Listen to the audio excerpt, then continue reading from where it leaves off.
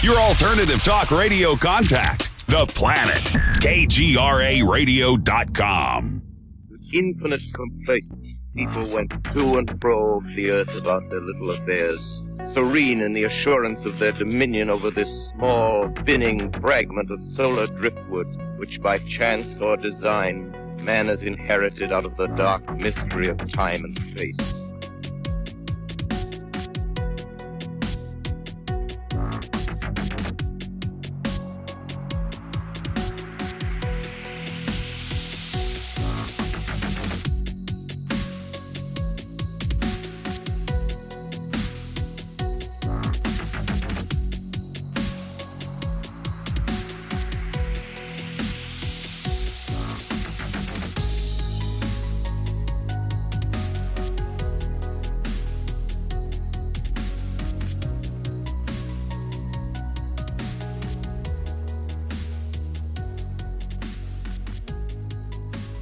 Well, yeah, Doug, in case no one has heard, your first episode with me, like I said, was Into the Fray 35.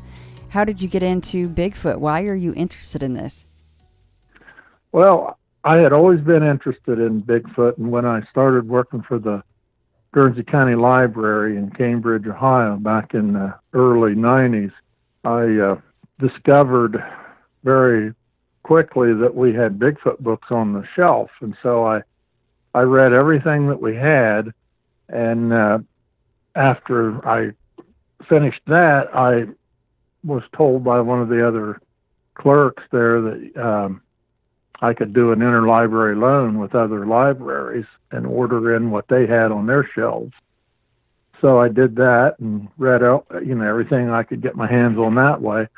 Then I started sending faxes to the state library with titles and authors, and I had stuff coming in from out west, Oregon and California, and, stuff that I couldn't access over in the east because I'm in Ohio. Then there was a couple that lives in the town where I was working in Cambridge that had a sighting at Salt Fork State Park, which is just 6 or 7 miles north of Cambridge. And I knew them, and so a co-worker and I, who was also interested in Bigfoot, we got a hold of the couple, and we met with them out at the park, and they took us to the spot where the sighting took place and told us about it, and showed us some more places in the park where footprints had been found and things like that, and it just blossomed after that. We started researching. About every weekend we'd go to Salt Fork, and then the next weekend we'd go up to Coshocton County because there was a lot of history in that county as well. Within, that was 2006, I believe, when we started that. By 2008, we had a handful of other people that were interested in it, and so we started our Southeastern Ohio Society for Bigfoot Investigations group, started having meetings every other month there at the library. That's taken off now to where we have camp out. We don't meet at the library anymore. We had been meeting out at Salt Fork at the group camping area, but they never opened it this year. So we found a spot up in Coshocton County up by Wills Creek Reservoir. And we had about 5 or 6 campouts up there this year and had some activity. So we're just kind of wrapping things up. I think we'll have one more camp out this year, and then we'll stop those for the rest of the year. And hopefully by next year, this COVID thing will be out of the way and we can get back to having our meetings inside and meet at the Salt Fork campground. Yeah, because that's where you guys really like to have the group campouts and the outdoor meetings, right? Is at Salt Fork State Park. Yeah, and the regular campground as well as their primitive campground opened up, but the place they call the group camping area, which is what we used in the church groups and the Boy Scouts and so on, that area never did open. They told us that they're not going to open it all this year, so we had to try to find another place. So we ended up finding a place up there in Coshocton County. But this COVID has really affected us because we did one library talk in February before it started. And then we did the Ohio Bigfoot Conference at Salt Fork, and we did a train ride in Perry County on a Saturday and a Sunday. Everything else we had scheduled was canceled, and that includes conferences and library talks. We had about 20-some library talks in Ohio, Pennsylvania, Kentucky, and they all got canceled. And that's really affected me because, well, I'm not selling, hardly any books. Plus, I'm not getting stories from people if I want to do another book, because that's where most of them come from, is, from the audience when they go to the library or conference to listen to you speak. A lot of times they'll come up afterwards and they'll say, I saw one of those things, but I was always afraid to talk about it. But, if you'll listen to me, I'd like to tell you what happened. And then I get the contact information. And I'm hardly getting anything this year because of that. Yeah, I know that when people actually see other people there for Bigfoot and nobody's laughing about it, it really makes them open up, right? It makes a huge difference to them. They decide to finally talk to somebody about it. Right. I don't have to use people's names. I just want to get the stories, get them written down on paper, and published in a book so they're preserved. Because if that story doesn't get written down and the witness dies, they take that story to the grave with them. Right. And I'm afraid we've lost a lot of them already. So I'm just trying to find the ones that are still out there. And I didn't mention this in the onset, I apologize, but of course the book is Silent Forest, More Bigfoot Mysteries. And this one is not just settled in Ohio, everybody. This one, he's got plenty of other locations in here. And Doug, your books, I have always loved them because they're right to the point. They get, right to the meat and potatoes of the story. And there's not a whole lot of, I guess what some might call fluff. Like you're not putting a bunch of your opinions in there or, extra stuff about, you know how some of the books get. But I've always liked that about yours. And that's a nice way to read, especially a Bigfoot story. You just kind of leave it up to the reader to see what they think about, what it was and what it was doing there. And not all the stories are terrifying.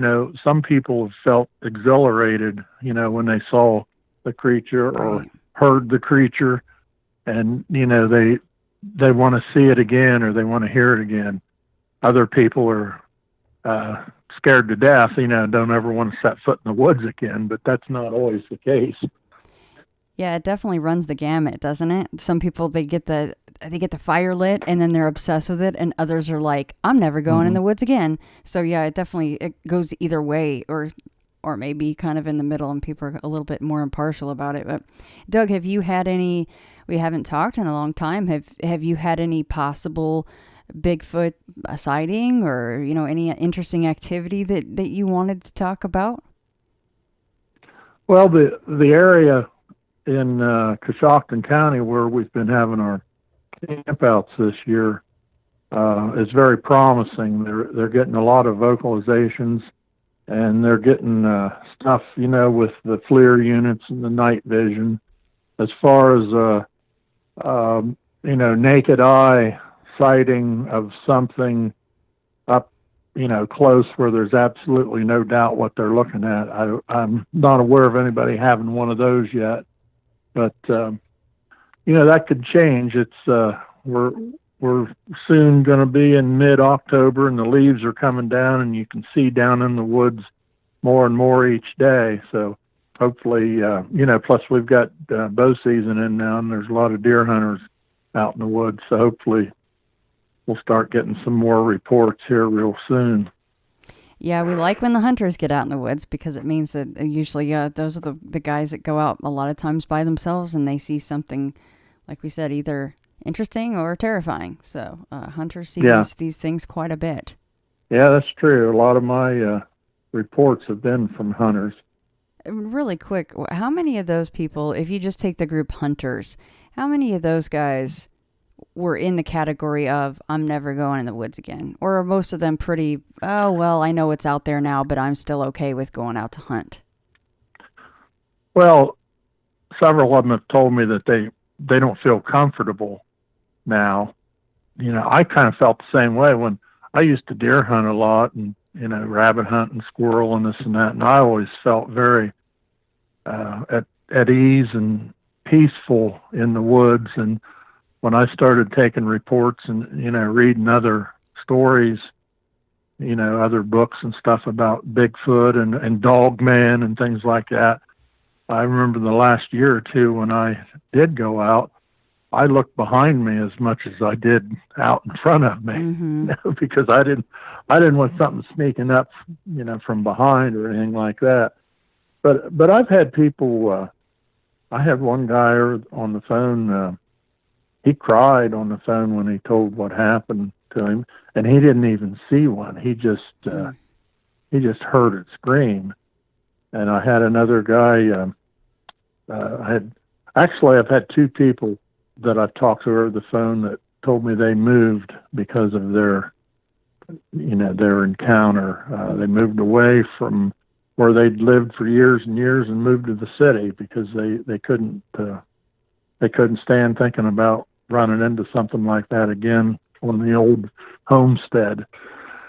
And then, like I said, there's other people that take the other fork in the road and they actively go out and look for these things and they want to see another one. You know, they just can't believe that it's out there and they want to know everything they can find out and see it again and develop a relationship with them. So, you know, most people kind of fall somewhere in between those two extremes, but, you know, it affects people differently. After taking this many reports and now writing these books, and like you said, having actually people get emotional with you while they're retelling their story, does it make you hesitant as far as, well, I want to see one, but not so close, or maybe you'd want to have a road sighting? Like, you know, how close would you want to see one? Oh, I've got no problem with having a road sighting, or I can't get around like I used to because of my knee surgery, but if I had my choice to see one, I'd be more than satisfied to be in the vehicle driving down the road and see one, you know, cross the road in front of me or out in the field. I don't think I would want to be 2 miles back in the woods and run into something, and hopefully it's a very mild-mannered one with, right. you know, that hasn't just gotten in a fight with an alpha male and got run off or something like that, or a female with young or something. Yeah. And if I never see one, you know, that's okay too. I've certainly enjoyed talking to the witnesses that have seen them. You know, I can take it or leave it. It's not something that's on my bucket list. If it happens, it happens. But if it doesn't, you know, I can accept that. That's a good way to look at it. Instead of driving yourself crazy, right? Like, well, I'm in Ohio and I write books about Bigfoot, so I have to see Bigfoot. And, you know, I've been out to Salt Fork hundreds of times because it's not very far from where I live. I can be out there within 20 minutes or so from the house. And, you know, you would think the odds are going to catch up one of these days. In one of my trips out there, I'm going to see something, but hasn't happened yet. I have found tracks, and I've heard some howls, and I heard a scream one time, and we found hair on a fence and out in the country on a farm that had Bigfoot activity. We found broken, twisted trees, but just haven't seen the thing yet. Not yet. That's the key. That's the key phrase, Doug. No, I know that everyone will go, why didn't you ask this? The hair, and it's very expensive to send hair in to get DNA samples, but what happened with the hair? Well, the property that the hair came from was written about in my first book, Standing in the Shadows. And this couple owned this property, and they moved to Columbus, and then they came back and ended up on the same property where the lady had grown up. And the man started keeping a diary of everything that happened. You know, they would hear screams down in the woods, and tracks would appear in the snow in the yard. They had cattle on the property, and there were times where the cows wouldn't go in the barn in the wintertime to be fed. And it was because they found where a Bigfoot had gone into the barn at night to get in out of the freezing rain or cold temperatures or whatever, and then left in the morning, and they saw the big tracks, but the cows were afraid to go in the barn. So I met these people, and the gentleman finally died. I think it was 2006 or 8 or something like that, and his wife continued to live out there by herself for another 6 or 8 years, and she was very concerned that the thing would, you know, come up and kick the door in and come in the house and kill her, and, you know, all sorts of things like that. And I used to talk to her on the phone all the time, and I said, now, Mary Lou, that they've been coming around your property for 25 years, and they've never harmed you. You know, they'll slap on the house and scream and things like that, but if they had wanted to do something like that, I think they would have done it by now, and they haven't done it. Mm-hmm. But anyhow, we got some hair on one of the fences, and I gave some of it to a friend of mine from Pennsylvania, and he called me up, and he had been reading about Melba Ketchum doing her study, and he said, would you mind if I sent some of that hair to Melba? And I said, no, go ahead. Well, long story short, he sent some, and as it turned out, there was no root on the hair, so they couldn't get any DNA from it. Right. Well, still worth a try. Still a cool find, right? I mean, was it really long and coarse and thick? Oh, yeah. It's I've got an individual strand scotch taped to a white sheet of paper, and I think it measured 14 inches long. Oh, wow. And it was on the top strand of a barbed wire fence, and it was on the interior fence of this piece of property on the Ringer farm. And when I questioned Mrs. Ringer about what that could have come from, she says, well, had it been on the outside fence, the one next to the road, there may be a chance somebody was coming along and riding a horse and got close to it and snagged it. But since it was on the interior fence line, she said there's nothing inside that enclosure that would have had hair that looked like that other than the Black Angus cattle. And this looks nothing like, you know, anything that came from the Black Angus cow. The top strand of wire was kind of sagging a little bit where something had pushed down as it stepped over it. Oh. And so that's what we're, you know, we can't prove that's what it's from, but that's what we think it's from, just from all the history on that property. Well, that's very cool. Man, they'd come up and slap the house and stuff, huh? They'd come that close? Yeah, and see, she would throw garbage out over the fence. Mm-hmm. And I get that a lot. People, you know, people live in the country. I suppose some of them in the city might do it too. But in the country, you know, a lot of people still have a burn barrel, and they'll take stuff out to the fence for the possums and coons or dogs or whatever.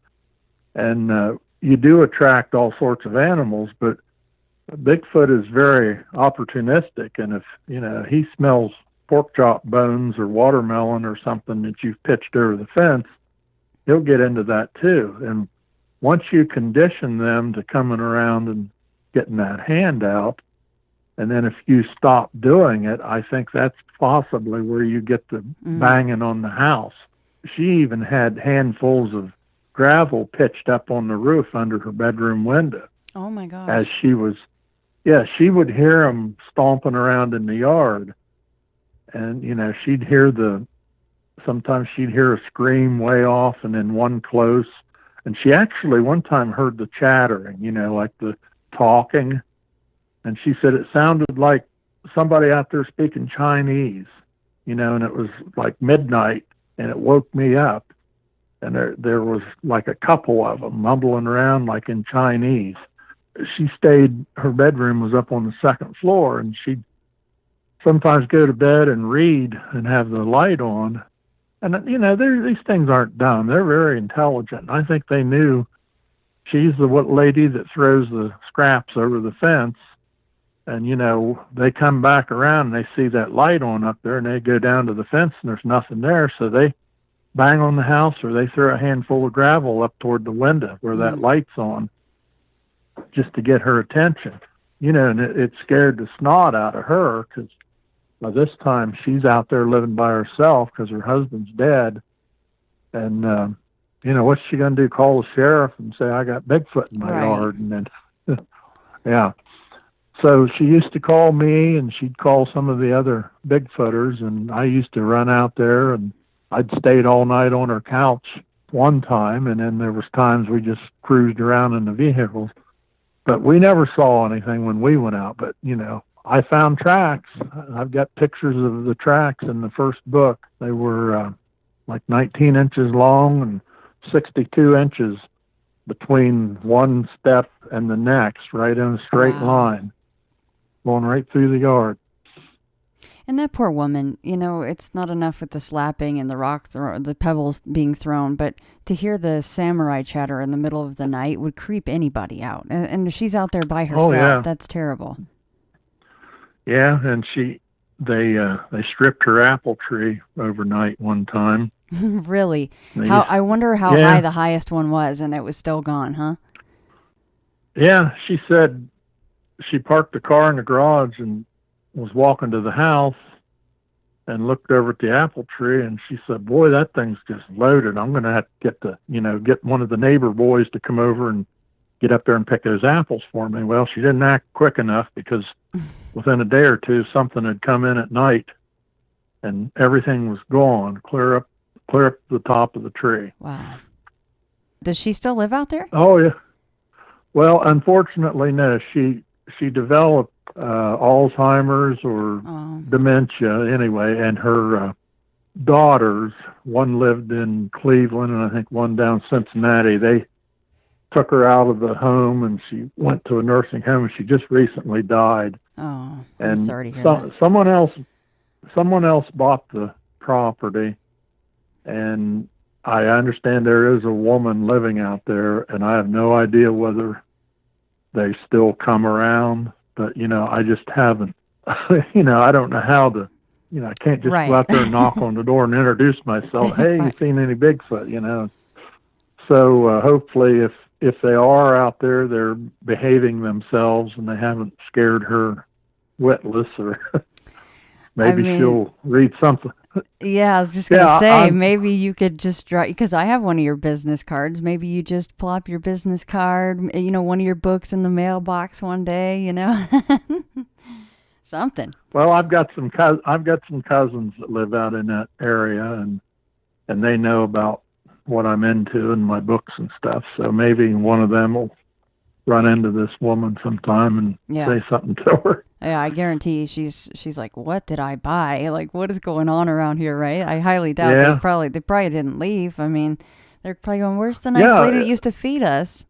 Yeah, they were never harassed or shot at or anything like that all the 30 years or whatever that the ringers lived out there, and the things were there. So, thanks for sharing that, Doug. I don't know.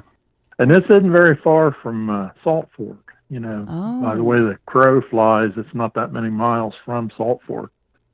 All right, Doug, well, what do you think? Should we tackle a few of these encounter stories here? We can do that. You want to start with the just passing through in Jackson County, Ohio? Just passing through. Now, if I recall, this lady, we had spoken at the library down at Jackson. I think we've been down there 3 or 4 times anyway. And she gave me her name and phone number and said that she had a story, but I was not to use her name because of I can't recall now whether she was a nurse or a teacher or what. So this isn't a real name, but she's a real person. She was vacuuming one day on a Saturday afternoon in her Jackson County home, and she shut the machine off because her dog outside kept barking and barking and barking, and it wouldn't stop, and she could hear it even, over top of the noise that the vacuum was making. So she went to the sliding glass door and looked out and saw her large male dog running from side to side on the wooden deck. The hair on his back was sticking straight up like a punk rocker. She turned her head to see, what he was looking at out in the yard, and saw this creature, this 7-foot tall, dark, upright walking creature walking through the yard, swinging its arms. She said she couldn't believe her eyes. She thought maybe she was hallucinating. She watched it for about 15 seconds until it crossed the yard and disappeared into the woods north of the house. She opened the door and got her dog in, and then shut the door and locked it and locked all the other doors in the house. When her husband came home, she told him about it, and she was upset with him because he didn't seem to believe her. He kind of blew it off, and he wouldn't even go out and look around for tracks or anything. Well, nothing more was said of the incident until one day in 2013, when she returned home and her husband had been there alone, just he and the dog. And he says, "Remember that time you said you saw Bigfoot?" And she said, "Yeah, why?" He said that he had been outside in the yard and heard a loud crash from down in the woods behind the house. And their dog, which wasn't the same one that was barking the day that she was running the vacuum, it was a different dog. But the dog ran down into the forest where the noise came from and was barking at something. Next, the man heard a yelp as if the dog had gotten hurt. He started to go down into the woods to find out what happened when he was met by his dog coming back up into the yard. The animal was staggering like it had been injured and seemed to be very disoriented. It also smelled awful from something with which it had come into contact. Kathy told me that when she came home, the dog was still very stinky, and she had to give it a bath, and the odor was very strong like a skunk's, but it smelled more like rotten meat. The dog fully recovered from the incident. They hear screams and howls from the woods on occasion, and her husband isn't so sure that Bigfoot doesn't exist after all. These encounters took place near the Finley Chapel Road area outside of Wellston, Ohio. And I looked on my map, and I have all kinds of reports from that area. That's in Jackson County. And if you ever get a chance to look at a map of Jackson County, you'll see where Jackson and Wellston are on the map. And I must have 10 or 12 stickers in that area, from sightings. So it's a very hot area. This would have been, Wellston. Actually, it would be just west of Wellston, between the little town called Colton and Wellston is where that took place. But I get a lot of reports from down there, and we usually speak at the library in both of those places. They have us down just about every year. That was the one that we got to do this year before the COVID shut us down. We were in Jackson in February. It does seem like in this case, because sometimes the dogs don't really get out so lucky, but in this case, the dog seemed to get out mostly unscathed. Yeah, it did, but a lot of them don't, unfortunately. Yeah. Well, this next one, I know that it's kind of a longer one, and it may actually take up most of the rest of our time, but I found so many interesting aspects to this one, and it even has pictures of tracks, and the chapter even opens up with, and you have color photos in your books too, which is nice, but the fact that this lady actually got a picture of something in the woods. It is hard to tell, but considering all the rest of the chapter and the activity, it makes you think it really could have been something that she got in that photo. So this is from Erie County, New York. Yeah, and I met her. Her name is Garnet Stevenson, and she lives on Four Rod Road, and she was not at all reluctant to give me her name and tell me where she lived. And she still has stuff going on. I'm Facebook friends with her, and I still hear from her, and she sends me messages quite a bit, tells me whenever something else happens or if she's heard anything from anybody else. And she's got a gentleman that lives, I believe, over around Erie, Pennsylvania. I'm not sure if that's where he lives, but he checks in on at her property from time to time, to see if anything's going on. Right. So, but I had met her up at Chautauqua, New York, at Peter Weimer's conference a couple of years ago, and that's when she gave me this story. She actually had a sighting. One day she was driving down this four-rod road toward her home. It was about 2:30 in the afternoon on February 23rd of 2018. As she neared the residence, she glanced out the right side of her truck window toward her neighbor's property. She saw what she at first thought was a man walking across the pasture bottomland in the direction of Buffalo Creek. She slowed her truck to a near halt and wondered out loud who would be out in this weather on a cold, rainy day on her just recently deceased neighbor's property. Now, this was the same property where she had a sighting herself. But this thing she saw walking across the property, she first thought it was possibly somebody in a ghillie suit. But she said he didn't have on a coat or hat, carried nothing in his hands, and appeared to be very dark in color. That's why she was thinking, possibly it was a ghillie suit. By now, she had completely stopped the truck and rolled the window down and watched what appeared to be a very large individual walking through the same pasture field that she had ridden across on her horse many times before. The legs looked completely different from a person's legs. They were bent at the knees as it walked, and the speed with which it covered the distance across the pasture was unreal, too. It didn't run, but it walked very fast.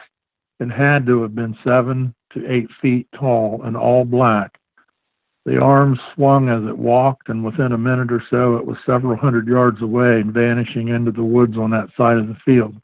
And then there's a picture in here that she sent me of a track that she made a cast with, and she made it with that foam stuff that you buy at the hardware store. Okay, I was wondering why it looked like that. I gotcha. Well, that was smart. Yeah, I've used that stuff. I haven't tried making a cast, but I know guys that do, just because it's so convenient. And it's not the finished product doesn't come out looking as good as plaster or hydrocal or anything, but it's very convenient because all you have to do is carry that can around. But that's what that is. On page 23 is that's that spray foam, but it's black or dark. I hadn't seen the dark color of it. Some other things having to do with this property that we think is Bigfoot related. She said the neighbor that had just recently passed away not too long before this, his daughter lives there now, and she said she drove over to the house recently and saw that the man had put up motion detector lights outside of all sides of the home. she said that the fellow had an odd habit of shooting guns at night. She would quite often hear gunfire late coming from across the road from her house. Sometimes at 10, 11, even 12 o'clock at night, he'd be shooting. Many times she'd heard wood knocks from the area around her home, and she claims to have on occasion seen trees that were broken off very high up over her head as she rode her horse out into the woods. Now, this lady has horses on her property, and sometimes they exhibit odd behavior. There's a section of their pasture in which they refuse to go. Strange noises must be heard coming from a ravine down the hill from the fence line of the corral. A very strange thing happened to this fence, too, not just once, but several times earlier. Garnet had nailed an upper rail to the corral fence behind the barn. The boards were 12-foot long 2x6s, and they were each secured to the 4x4 treated posts with 3.5-inch spiral nails.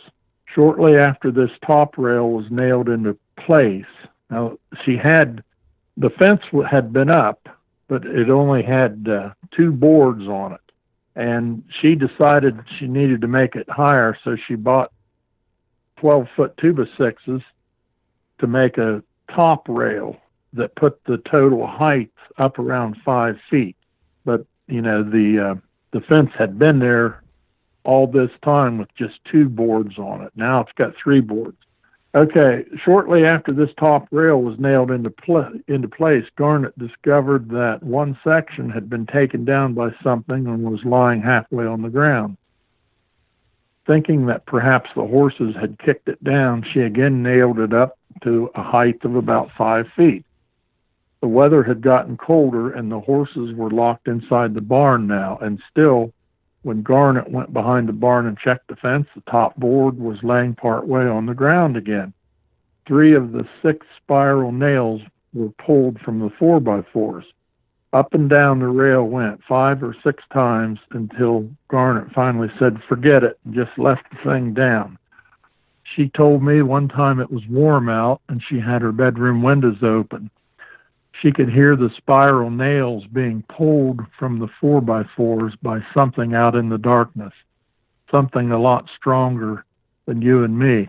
She says it wasn't pounded or kicked or beat on with anything. Something just grabbed the boards and pulled, and she could hear, those spiral nails coming out. Unreal. When I read that part, I starred that part and underlined it. I'm like, holy cow. Yeah, it was as if this particular Bigfoot was in the habit of coming up out of the ravine at night and heading up to her horse barn to peek in the windows at the horses. Now, yes, she does have windows that face out from the back of each stall. Anyway, it must have gotten upset when this top 2x6 was added to the fence, increasing the height to around 5 feet. Now it was unable to simply step over it. So instead of going around or climbing or vaulting over it, it thought, "Oh, no, you don't, lady." And it tore part of it down so it could still step over it like it had been doing for who knows how long. And then the most chilling incident took place early one morning in February of 2014. Garnet was awakened by a phone call from her mother at 2:30 a.m. The older woman claimed that there was a man trying to break into her house through the back sliding glass door. Garnet and her husband sprang into action and rushed over to her mother's place, which is just behind their own residence a short distance away. They pulled into the driveway. They drove to the back and aimed the headlights in the direction of the wooded area and ravine. Now, this is that same ravine where the horses are afraid to go down in, where they hear the noises. They didn't see anything. Well, they entered the house and found Garnet's mother sitting at the table. Her skin was a frightening shade of gray, and she was very visibly shaken by the ordeal. She told them she had awakened and to use the bathroom. When she stepped from the bedroom into the hallway, she turned her head slightly and looked down the hall towards the door. There on the other side of the glass was what she described as a very big black man, hunched over and running his hands along the glass in an apparent attempt at opening the door. The door was, however, locked, and he wasn't successful in getting inside. The porch outside the sliding door overlooks the same spooky ravine that was previously mentioned. Although Garnett's mother continued to insist that it was a big black African-American man, Garnett thinks otherwise due to all the other evidence found on the property. In addition, she said there aren't any African-Americans living in the area. Another piece of evidence was uncovered when I questioned Garnett some more about the spooky area. She told me that she and a girlfriend were swimming in the creek down in the ravine a while back, and they got an overpowering feeling of being watched, so they left. On another occasion, Garnett asked her daughter to walk down into the ravine and see if she could find any reason why the horses would no longer go into that area. The woman and her husband did just that and returned a while later with the head of a 12-point buck that was found dead down there. They couldn't find out what had killed the deer, but since they were able to remove the head from the body with ease, it's possible that something had killed it by twisting its head and breaking its neck. And then there was this. Garnett recently ran into an acquaintance at the market. This was a neighbor that I don't know how far away she lives, but not real far.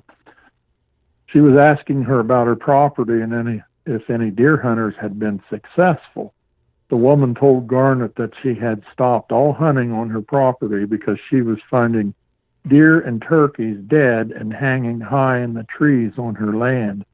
She couldn't figure out why hunters would do that. She didn't like that, so she gave no more permission for anyone to hunt. Well, hunters wouldn't do that, but I know something that will. This took place not far from Garnett's residence, east on Route 20A towards Varysburg, near a golf course. And according to Garnett, there is still things happening up there. Does she still find deer and turkeys hanging from trees? Have you heard of that lately? Well, she apparently hasn't run into that neighbor anymore, but she can't blame it on the hunters if she finds anything else because she hasn't given them permission. Right. But I do still hear from her. You know, she sends me messages, just like the pictures in the book where it shows something standing up in the corner, you know, like in the trees watching. So, yeah, there's still stuff going on up there. There were so many interesting aspects to that. Like, I wonder what the strange noises were, you know, what they sounded like, what that was. Maybe it was more chatter or something like that, or some kind of a mimic, because sometimes they're known to mimic people or dogs or whatever. So I just wonder what the strange noises were. And you know, when the story involves animals, you know, people can sometimes jump to conclusions and pull the wool over your eyes on things. But if a horse is afraid to go down in an area where it's been going into, you know, all its life, or a dog acts like a dog knows something's out there. You know, it's nighttime, the dog needs to be put out to pee before it comes in for bed, and it's afraid to go out because something's out there. You know, that makes you wonder what the hell's going on, what's out there. Did she ever end up having to actually maybe, you know, put something over the windows in the barn so that the horses would calm down a little bit, or? Well, I asked her about those windows, and she said they were up real high because on the outside, if you were to walk up to this barn, you had to walk uphill. And she said it would have probably been like 8 feet high on the outside to look in. And I said, well, have you ever seen any handprints or smudge marks or anything like that? And she said, well, the horses put their muzzle up against the glass. I said, no, on the outside. Did you ever go out and look on the out, you know, get a ladder and climb up there and see if you see handprints or a nose print on the outside of the glass? and I don't think she had done it, and she's not told me if she's done it since. 8 feet up there. But, oh my goodness. Well, I asked her if they, I said, well, have they ever tried to get in that barn? She said, well, no, I shut the doors and lock them at night, and they've never tried to break in, but there are days when the horses don't want to come out of there, like they're real spooked. And then when they go out into that corral, there's one section that's close to that spooky ravine. She said they won't even go over in that section. Even if she's like on the, I wonder if she was on the horse, if it would go over there, if it would still be like, no, lady, I'm not going near that ravine. Nah, they don't like whatever's down in that ravine. They don't like to go over there. Smart animals. I don't know if the things are down there most of the time or just some of the time or at different times of the year. The animals seem to know, when something's out there. That's a good barometer you can use. Well, like you said, people can fake things, but animals, they don't. Well, Doug, thank you so much for coming back on. Now, can you let everybody know, where to find you, give out your email address, and, of course, how to get your books?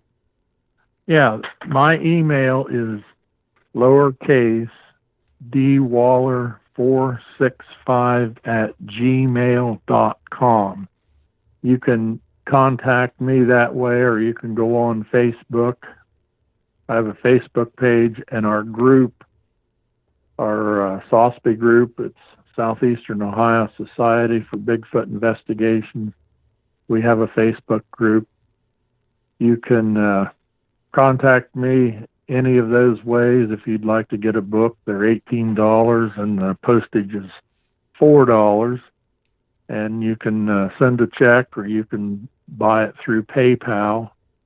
I do, as I was saying earlier, I was selling books anytime that I would speak or, go to a conference or something, but there haven't been that many of them, come to be this year, but hopefully next year we'll get back to things. I don't know how long it'll be before I get enough stories for another book. Probably going to take a little bit longer than usual. Do you accept email submissions for that kind of thing, or would you rather when you meet people in person at your talks? Yeah, they can do that. I've had people sit down with me in person, and I've had people send me emails. I've had, people write letters and send them, and emails, text messages, all sorts of ways. Usually if I don't meet with them in person, I sat down on the phone and put the recorder down, put the phone on speaker, and ask questions and just tell them to start at the beginning, and I'll stop, interrupt them, and ask them a question and write stuff down. And then a lot of times it takes a second or even third call, to get more details. What I really like to do is when I get a story is look and see if I've got anything else from that same area, or go on the BFRO website and see if they've got anything, or any of the other groups, that have databases with reports, because I think that adds some credence to the story when you can find out that they've been spotted in that area before. And they don't have to be recent stories. I actually get a kick out of the older stories more so than some of the new ones.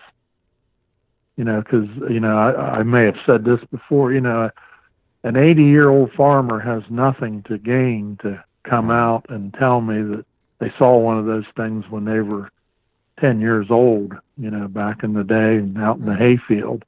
Well, it's cool when they finally decide, okay, I'm going to choose you to tell my story. That's a really good feeling, isn't it?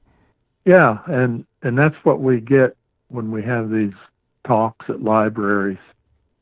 Oftentimes, there'll be the old boy in the bib overalls sitting in the back of the room with his arms crossed, and he never says a word or anything. And then after the talk's over and we're tearing everything down and getting ready to leave, and then he comes up and says, I saw one of them things 50 years ago, but I never knew what it was and didn't know how to tell anybody. And I think I'd like to tell somebody now. They want to get it off their chest. Yeah. Yeah. I bet you have at least one of those at every talk, right? Like you said, they almost have this look on their face, like a near scowl, like, uh-oh, he doesn't, I'm not sure what to make of this guy, but then he's the one with the treasure trove of a story. Well, you have to sell yourself, because they've undoubtedly been laughed at before when they tried to tell somebody, and so they just clam up and think, I just won't talk about it if you're going to laugh at me. And when you can show them, that their story, well, look here, look at my map, and look at these stickers, people are still seeing stuff out there. Right. They say, see, I'm not crazy. Those things have been there for 50 years or better. Yeah. I love stories like that. Like you said, sometimes it's the older ones that are more interesting, because some of them have been holding it in for sometimes nearly just that long if they saw it when they were a kid. So I love stories like that too. Right. Hey, Doug, did you want to give out your, and it's fine if you don't, I was just making sure we didn't hang up without you getting it out there if you wanted to. Did you want to give out your address of where to send the $22 for the books, or just have them email you and then get the address that way? Yeah, I can give it to you. It's 465 North Moose, as in Bullwinkle the Moose, North Moose Eye Road, Norwich, Norwich, Ohio, 43767. Cool. So yeah, everybody, that's where you send the $22. That includes the shipping, not international, of course. It's just in the U.S., right? Right. And I have 5 books out now. The second book is sold out until I get more printed. But if anybody would happen to buy more than one book, whether it's the same multiple copies of the same book or they want to get different books, the $4 postage covers it. I just get a bigger envelope and stick them in there. I don't charge $4 for every book you buy. It's every $4 for each package, whether it's got one book in it or 5. Well, that's awesome, Doug. Well, thank you so much for coming back on finally. It's been far too long. I appreciate it. Well, I didn't realize it had been that long. I didn't either. I didn't either. I'm like 35. Oh my gosh. Yeah. I'm on 263. So what number will this? Really? I'm in the 260s now. So I'm like, oh my gosh, it's been that long since I've had Doug on. That's terrible. So is that one for every week or what? Mm-hmm. One a week. Yeah, I do one show a week. Wow. Yeah. It's been a while. Time flies, and boy, I didn't realize it had been that long since we had talked. Obviously we keep in touch on Facebook, but I'm like, oh my goodness. All right, okay. Doug. Well, thank you so much. Been You good have talking a good. To you. Yeah, you too. Let me know if you need anything. Okay. Well, I'm so-and-so. I was given this name by my parents. I've been to such and such a college. I've done these things in my profession. I produce a little biography. Buddha says, forget it. That's not true. That's some story. That's all gone. That's all past. I want to see the real you are now. Well, nobody knows who that is. Because we don't know ourselves except through listening to our echoes and consulting our memories. But then there's a real you, and that again leads us back to this question. Who are you? That is the real you. We shall see how they play with this exam by the koans to get you to come out of your shell and find out who you really are.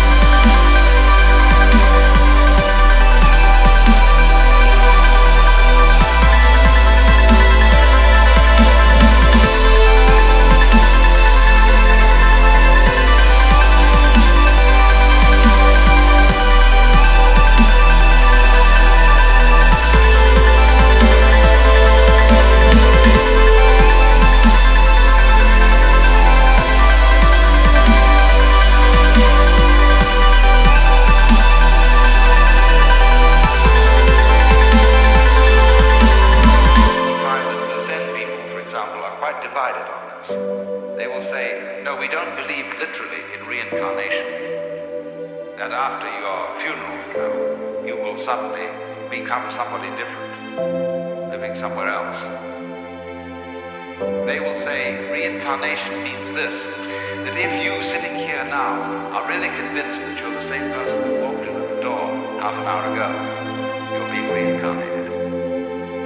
If you are liberated, you will understand that you're not. The past doesn't exist. The future doesn't exist. There is only the present. That's the only real you that there is. The Zen master Dogen put it in this way. He said, the spring does not become the summer. First there is summer, and then there is spring.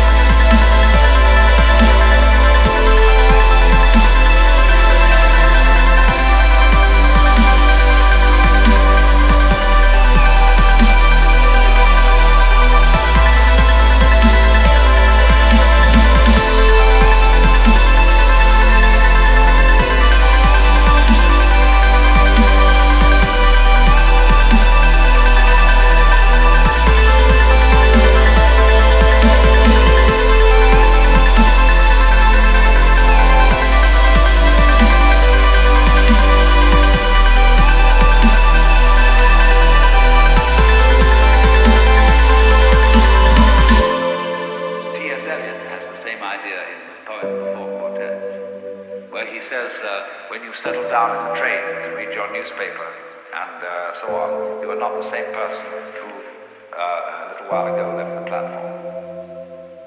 If you think you are linking your moments up in a chain. And this is what binds you to the wheel of birth and death. But when you know that every moment in which you are is the only moment, this comes into Zen. A master will say to somebody, get up and walk across the room. And he comes back and he says, where are your footprints? They've gone.